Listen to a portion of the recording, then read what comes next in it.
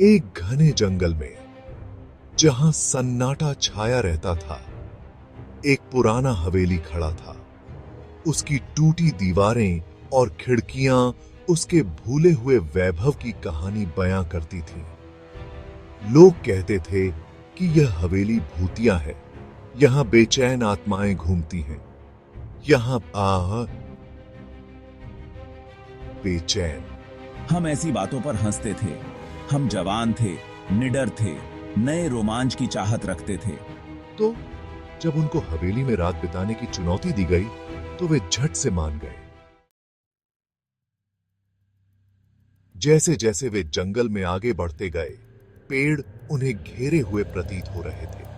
हवा में नमी और सड़े पत्तों की गंध थी।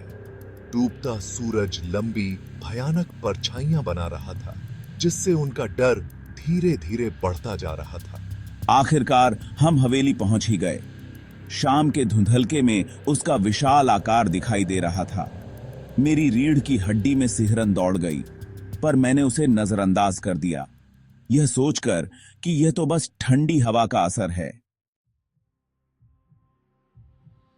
जैसे ही उन्होंने अंदर कदम रखा, सड़ांध और सीलन की गंध उनके नथुनों में भर गई।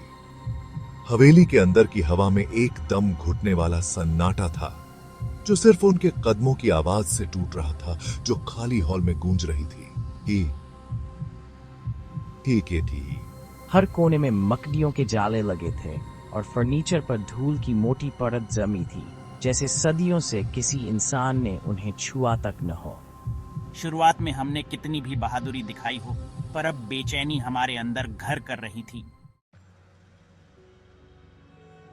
जैसे ही हवेली में अंधेरा छा गया, अजीबोगरीब घटनाएं होने लगीं। क्या तुमने ये आवाज सुनी? अभी अभी एक दरवाजा जोर से बंद हुआ है, लेकिन हवा तो चल ही नहीं रही। मुझे धीमी फुसफुसाहट सुनाई दे रही है, परछाइयों से यह मेरी रूह कंपा रही है। कोई ठंडी अनदेखी ताकत हमें देख रही है। मैं इसे महसूस कर सकता हूं। इससे मेरे रोंगटे खड़े हो रहे हैं। डर, असली और सहज, उनके दिलों को जकड़ने लगा।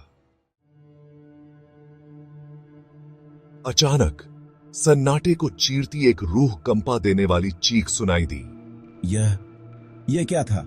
मुझे नहीं पता, लेकिन मेरे तो खून सूख गया। अंधेरे से एक साया उभरा। उसकी आंखें एक भयानक लाल रोशनी से चमक रही थी। हवा भय से भारी हो रही है। मुझे मेरी हड्डियों में एक भयानक ठंडक महसूस हो रही है। वह आकृति उनकी ओर बढ़ी। उसके फटे हुए कपड़े उसके चारों ओर लहरा रहे थे। उसका चेहरा परछाइयों में छिपा हुआ था। किसने हिम्मत की मेरी नींद में खलल डालने की? वह आकृति गरजी। उसकी आवाज एक कर्कश दहाड़ थी जो हवेली में गूंज उठी। मैं हिल नहीं सकता। हम डर के मारे जड़ गए हैं। हम रोमांच की तलाश में आए थे, पर अब हम एक बुरे सपने में फंस गए हैं। उस आकृति की आंखें उन पर टिकी हुई थीं, जो एक प्राचीन क्रोध से भरी हुई थी। तुम इस जगह को कभी नहीं छोड़ पाओगे। यह हवेली तुम्हारी कब्र होगी। दोस्त एक साथ दुबके हुए थे। उनके चेहरे डर से पीले पड़ गए थे, जबकि वह साया उनकी ओर बढ़ रहा था।